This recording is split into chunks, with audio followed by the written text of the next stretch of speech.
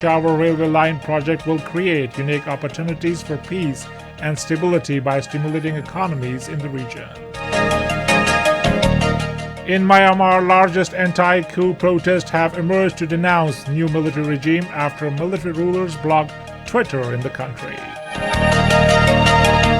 And now news in detail.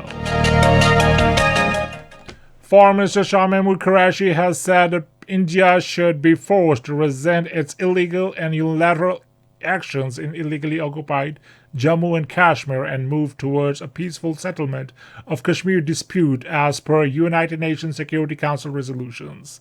Addressing the ambassadorial meeting of OIC contract group on Jammu and Kashmir via video link today, he commended the brotherly nations of Azerbaijan, Saudi Arabia, Turkey, and Niger for effectively articulating the voice of the Ummah in solidarity with the oppressed people of Jammu and Kashmir. The foreign minister said the steadfast and resolute support of OIC reaffirmed recently at OIC Council of Foreign Minister meeting in Niamey as a source of a great strength to Kashmiri people in their just and illegitimate struggle for their alienable right of self-determination.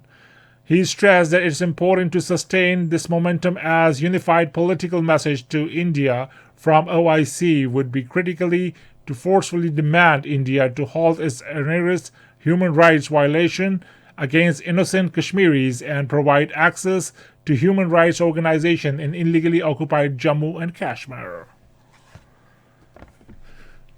Chairman EU-Pak Friendship Federation Europe Chaudhry Pervez Iqbal Losar urged international media to expose Indian Army's atrocities in occupied Jammu and Kashmir to the world and help Kashmiris in their struggle to self-determination, in the line of which the United Nations resolution. Speaking at Shaheen Top during his visit to LOC today, Chaudhry Pervez said India's government's anti-Pakistan propaganda campaign has been exposed by EU Disinfo Lab recently in Europe. On the other hand, in Indian illegally occupied Jammu and Kashmir, Indian police have arrested 3 youth in North Kashmir's Bandipora district. The United Nations Human Rights Office has called on Indian authorities and protesting farmers to exercise maximum restraint. The Office of the United Nations High Commissioner of Human Rights on Twitter said that the rights to peacefully assembly and expression should be protected both offline and online. On the other hand, the farmers are holding a 3-hour chakka jam or road blockade today across the country except New Delhi and a couple of neighboring states. Analyst says China-Pakistan economic corridor will not only put Pakistan's economy on the track of the fast development but also lead the entire region to stability, connectivity, progress, and prosperity. Zhang Zizhong, professor of Southwest University of Political Science and Law, in an article in Beijing today said the project, with active participation of Afghanistan, Central Asian countries, and other regional countries, will usher in a new era of economic growth in the entire region. Connecting a roadmap approved by Pakistan and Afghanistan for Mazar-e-Sharif Kabul-Peshawar railway line project will create unique opportunities for peace and stability in Afghanistan, stimulate economies in the region by creating tens and thousands of new jobs. In Myanmar, largest anti-coup protests are continuing with young demonstrators spilling onto the streets to denounce the country's new military regime despite a social media crackdown to stifle the growing chorus of the popular dissent.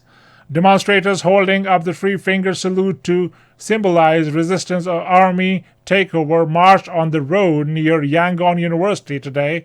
A large police contingent blocked nearby roads. The march came hour after Twitter confirmed its junta had blocked the platform. Meanwhile, United Nations Secretary General Antonio Guterres said the United Nations will do everything to unite the international community to make sure that the conditions created this coup to be reversed.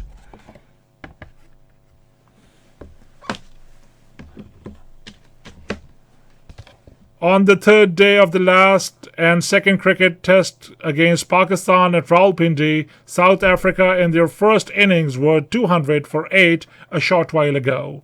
Earlier, Pakistan in their first innings were all out for 272.